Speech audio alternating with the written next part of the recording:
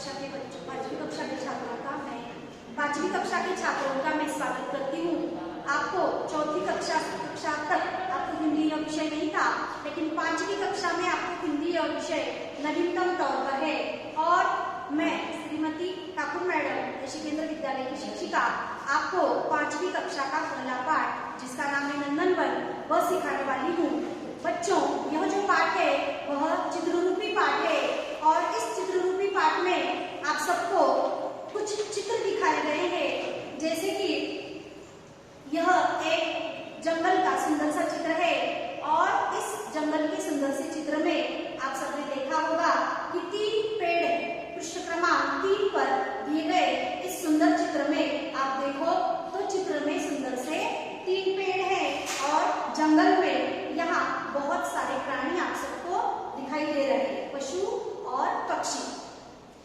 पशुओं में मतलब प्राणियों में हाथी दादा वृक्ष के पीछे हम सबको खड़े दिखाई दे रहे हैं।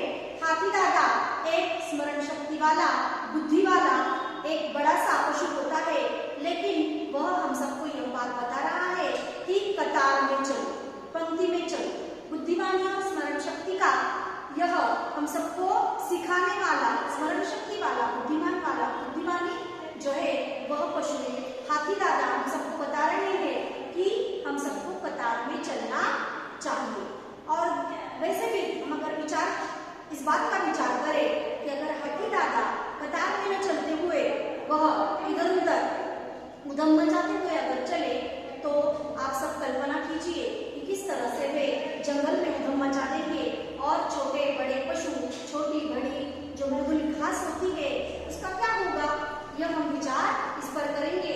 इसीलिए हाथी दादा हम सबको कहते हैं कतार में चलो। और सबसे पहले आप सबको तोता, ये जो पंछी दिख रहा है वह हम सबको बोल रहा है नमस्ते। मतलब सभ्यता से, हमारी हिंदू संस्कृति में, हमारे भारत वर्ष में, हमारे भारत देश में सभ्यता से एक शब्द बोला जाता है नमस्ते। साथ ही साथ हम नमस्कार, साथ ही साथ हम प्रणाम, इन सभ्यता वाले शब्दों का भी उपयोग करते हैं। एक दूसरे को हाथ मिलाते समय, आतिथ्य करते समय बड़ों को प्रणाम किया जाता है। और हमारे जो मित्र होते हैं, हम उम्र वाले जो लोग होते हैं तो उन्हें हम सब क्या करते हैं, नमस्ते, नमस्कार, इस तरह से हम उनके साथ बातचीत करते समय ये सभ्यता वाले शब्द बोलते हैं। तोता जो है, तोता हम सबको ये बात बता, तोता हम सबको नमस्ते कह रहा है, मतलब एक समझदार पंछी के रूप में तोते को हमने समझा है तो वह हम सबको नमस्ते बोल रहा है। आगे तितली, यह सुंदर पक्षी हमें दिखाई दे रहा है जो कि सुंदर है, हम सबका स्वागत कर रही है।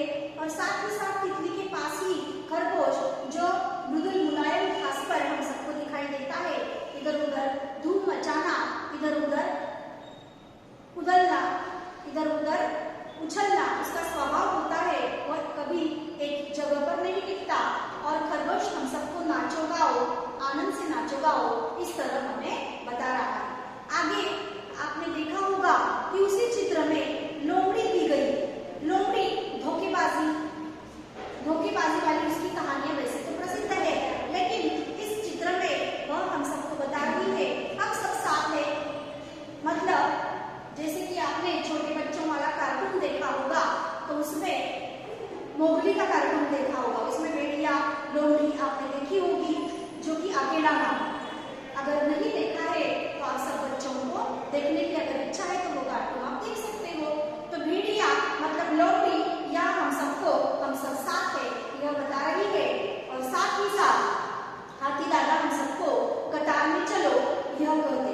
अब बच्चों, ऊपर नंदनवन में एक वाक्य दिया गया है, पौधे लगाओ पेड़ बचाओ। सुंदर सा वाक्य दिया गया है, पौधे लगाओ पेड़ बचाओ। पौधे लगाओ पेड़ बचाओ, ये कोई नारा नहीं है।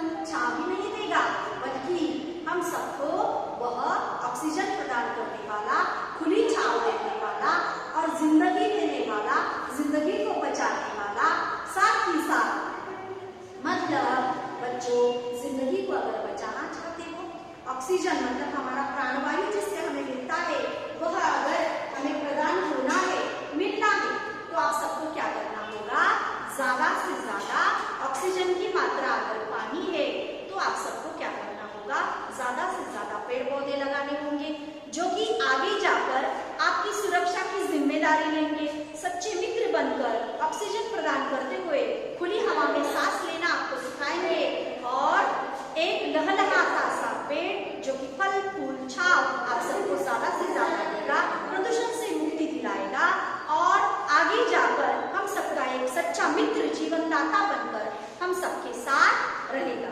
अब आपको दूसरा चित्र देखना है जिसमें आपको बताया गया है कि हरियाली में है खुशहाली। दूसरे चित्र में पृष्ठ क्रमांक 3 पर दूसरा चित्र दिया गया है जिसमें लिखा है हरियाली में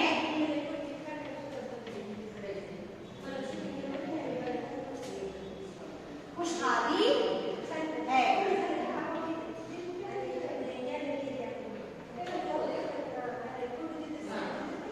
हरियाली में खुशहाली है, इसका मतलब बच्चों आपको मैं समझाती हूँ। हरियाली का अर्थ क्या है, जो धरती बारिश आने पर एक हरा भरा सा वस्त्र पहन लेती है, धरती हरी भरी हो जाती है, सृष्टि हरी भरी हो जाती है, मतलब हरे भरे लहलहाते से पेड़, मृदुल घास, इधर उधर अनाज, जहाँ की बारिश होने पर सबसे ज्यादा आनंदित होने वाला किसान जो बीज बोता है, अनाज के दाने बोता है और बारिश के दिनों के बाद ये फसल जो होती है वो हरी भरी होती है, पौधे जो होते हैं उन पर हरियाली छा जाती है, सभी और सृष्टि हरा भरा वस्त्र उसने पहन लिया है, ऐसा लगता है। इन पौधों की हरियाली, फलों की हरियाली, फूलों की हरियाली, इसी बात को कहा गया है। इस हरियाली में ही, इन पौधों में ही, हरी भरी सृष्टि में ही यह क्या बताया गया है, हरियाली में खुशहाली। खुशहाली का अर्थ है संपन्नता, समृद्धि। हरियाली में खुशहाली है मतलब हमारी जो संपन्नता है, समृद्धि है, वह इन पेड़ पौधों में ही है, क्योंकि प्रदूषण से हम सबको बचाने वाले, हम सबकी जिंदगी को बचाने वाले ये पेड़ पौधे हैं, इसीलिए हरियाली में खुशहाली है। देखो, अगर पेड़ पौधे नहीं होंगे तो प्रदूषण से हमारी जान कौन बचाएगा, इसीलिए यह कहा गया है कि हरियाली में खुशहाली है। अगर पौधे हम नहीं लगाएंगे, पेड़ों में उनका रूपांतरण नहीं होगा तो क्या होगा, प्रदूषण बढ़ जाएगा, ऑक्सीजन की मात्रा कम हो जाएगी, वातावरण का तापमान जो है वो कभी नियंत्रित नहीं हो पाएगा। ज्यादा से ज्यादा धूप, आजकल हम जो बता रहे हैं कि ग्लोबल वार्मिंग वगैरह, मतलब सबसे ज्यादा तापमान, वो कैसे कम होगा। ग्लोबल वार्मिंग मतलब सबसे ज्यादा तापमान, जो कि नियंत्रित करने के लिए आप सबको क्या करना होगा, ज्यादा से ज्यादा पौधे, ज्यादा से ज्यादा पेड़ लगाने होंगे। यही बात आपको बार बार मैं क्यों समझा रही हूँ, क्योंकि वातावरण में जब ज्यादा से ज्यादा तापमान होता है, उसे नियंत्रण करने का काम केवल और केवल पेड़ पौधे करते हैं। इसीलिए हम सबको ज्यादा से ज्यादा आपको क्या करना है, बारिश के दिनों में, बरसात के दिनों में आप सबको आपकी जिंदगी को बचाने के लिए एक पौधा लगाना है। एक पौधा जो कि किस रूप में होता है, छोटे से बच्चे के रूप में होता है।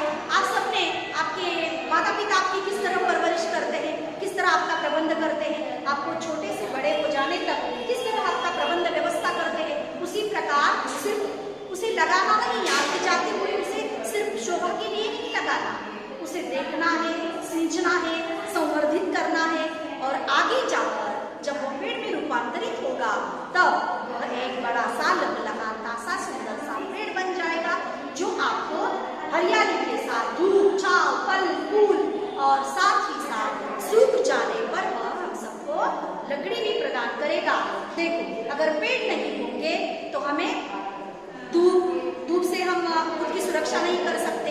और बच्चों, पर्यावरण में संतुलन बनाए रखने का काम, पर्यावरण में संतुलन बनाए रखने का काम ये जो पशु पक्षी है वह करते हैं। और इसीलिए मैं आप सबको ये बात बताती हूँ कि पशु पक्षी जो होते हैं वह पर्यावरण में संतुलन बनाए रखने का काम करते हैं। कैसे? तो देखो, बरसात के दिनों में पक्षी जो होते हैं वो अपनी चोंच में बीज लाते हैं और वही खाते खाते उनकी चोंच से बीज नीचे जमीन पर गिरता है और बरसात परवरिश होती है वह अंकुरित रूप में पौधा बनकर और वह आगे जाकर एक बड़ा सा पेड़ बन जाता है। ये पहली बात। दूसरी बात कौन सी है? पर्यावरण की ये जो श्रृंखला है, पर्यावरण का संतुलन बनाए रखने में भले ये पशु पक्षी हमारे किस काम आते हैं, पेड़ तो काम आते ही हैं, क्योंकि पेड़ों से नया जीवन मिलता है, पेड़ों से फल मिलते हैं, वही पक्षी खा जाते हैं। ये पहली बात। अब पशु पक्षी क्या करते हैं? देखो, पशु और पंछियों में कुछ ऐसे पशु पक्षी होते हैं, गिद्ध जो कि मरे हुए जानवरों को खा जाता है, कौवा जो सड़ी गली चीजें खाता है। मतलब पर्यावरण को संतुलन बनाए रखने का काम ये पशु पक्षी बहुत अच्छे तरीके से करते हैं। इसीलिए हम मनुष्यों को पेड़ों को निर्दयता से काटने का कोई अधिकार नहीं, कोई हक नहीं। इसीलिए बच्चों में आपको कहूंगी, बच्चे बूढ़े जवान सभी को वही सलाह दूंगी कि पेड़ ज्यादा से ज्यादा लगाने होंगे और उनका घर उजाड़ने का घर कौन सा है? आप क्या करते हो? बरसात के दिनों में कड़ाके की धूप हो, कड़ाके की ठंड हो, तो आप सब कहाँ रहते हो? घरों में रहते हो। थोड़े ही समय में आपको बताने वाली हूँ कि आप सब कहाँ रहते हो। कड़ाके की ठंड हो, बरसात हो, धूप हो, तो आप सब घरों में रहते हो। पक्षियों का घर उनका घोंसला है, पशुओं का घर उनका जंगल है। अगर हम उनका घर उजाड़ेंगे, वृक्षों को उजाड़ेंगे, तो वो बेचारे कहाँ रहेंगे? इसीलिए किसी का घर उजाड़ने का हमें अधिकार नहीं। पेड़ों को निर्दयता से न काटे। नहीं, मैं जानती हूँ शहरीकरण, औद्योगिकरण, जिसके कारण हमने पेड़ों को निर्दयता से काटा है, लेकिन इन सब बातों को ध्यान में रखकर पर्यावरण का संतुलन बनाए रखने का काम ये पशु पक्षी करते हैं। साथ ही साथ हरियाली में खुशहाली है, प्रदूषण को बचाने का काम ये पेड़ पौधे करते हैं। इसीलिए हम सबको अगर जीवन बचाना है, शुद्ध हवा जो सभी और अगर हमें पानी है और इनका घर हमें न उजाड़ कर हम सब एक रहकर, एकता में बड़ी ताकत होती है। मनुष्यों को भी पशु पक्षियों पर और पेड़ों पर निर्भर होना पड़ता है, नहीं उन्हें मारकर, नहीं उनका घर उजाड़कर हमें आगे जाना। बच्चों, पृष्ठ क्रमांक 3 पर और जो चित्र दिए गए हैं, उन चित्रों में आप सबने देखा होगा कि एक मछली है। मछली जल की रानी होती है, जीवन उसका पानी होता है और वह हम सबको कहती है कि मुझे अगर पानी से बाहर निकालोगे तो मैं मर जाऊंगी, जल ही मेरा जीवन है।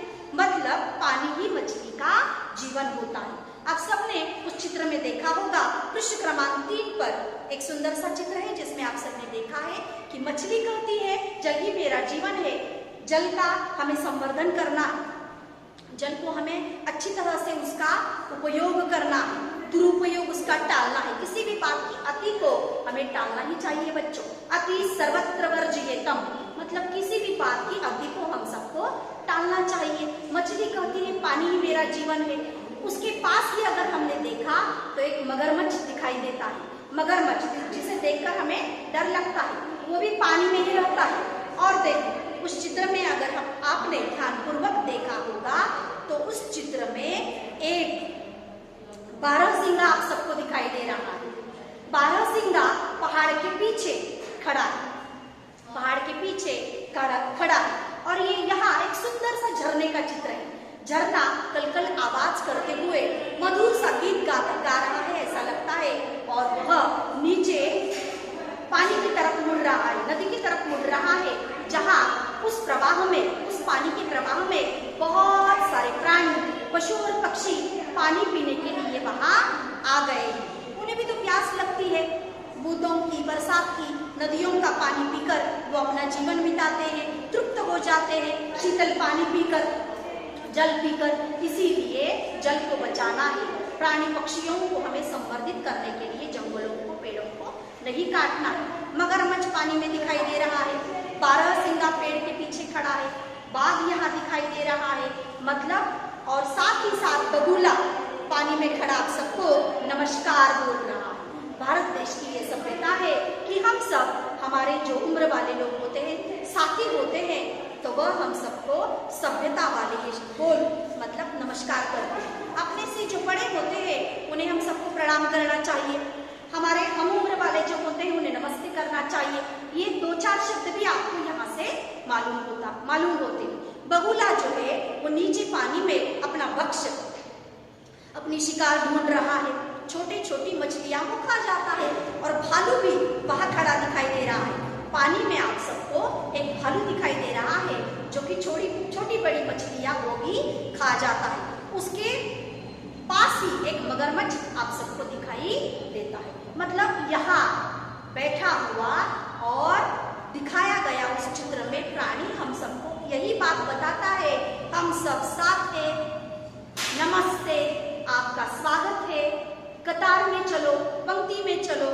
मैंने आपको पहला चित्र बताया जिसमें पौधे लगाओ, पेड़ लगाओ, ये सुंदर सा वाक्य दिया गया है। और दूसरे चित्र में बताया गया है हरियाली में खुशहाली है। आशा है बच्चों आपको ये जो मैंने दो चित्रों का वर्णन अभी आपको बताया वो आपको समझ में आया होगा। लेकिन कुछ प्रश्न पत्र होते हैं, आप जब पाठ सीखते हो तो पाठ सीखने के बाद आपने क्या सीखा, उस पाठ में आपने क्या सीखा, इसके लिए आपको कुछ प्रश्न दिए जाते हैं स्वाध्याय में। वैसे तो पीडीएफ में भी दिए गए हैं, लेकिन आपको यहाँ कुछ प्रश्न वहां दिए जाते हैं। कौन से प्रश्न दिए जाते हैं, तो मैं कुछ प्रश्न आपको यहाँ बताऊंगी, जैसे कि जोड़ियां मिला,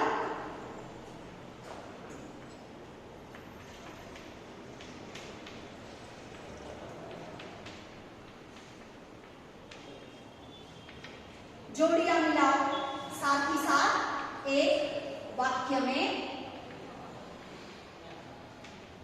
उत्तर लिखो इस तरह। तो देखो कुछ प्रश्न मैं आपको बताती हूँ, जैसे कि पहला प्रश्न मैंने आपको बताया कि जोड़ियां मिलाओ।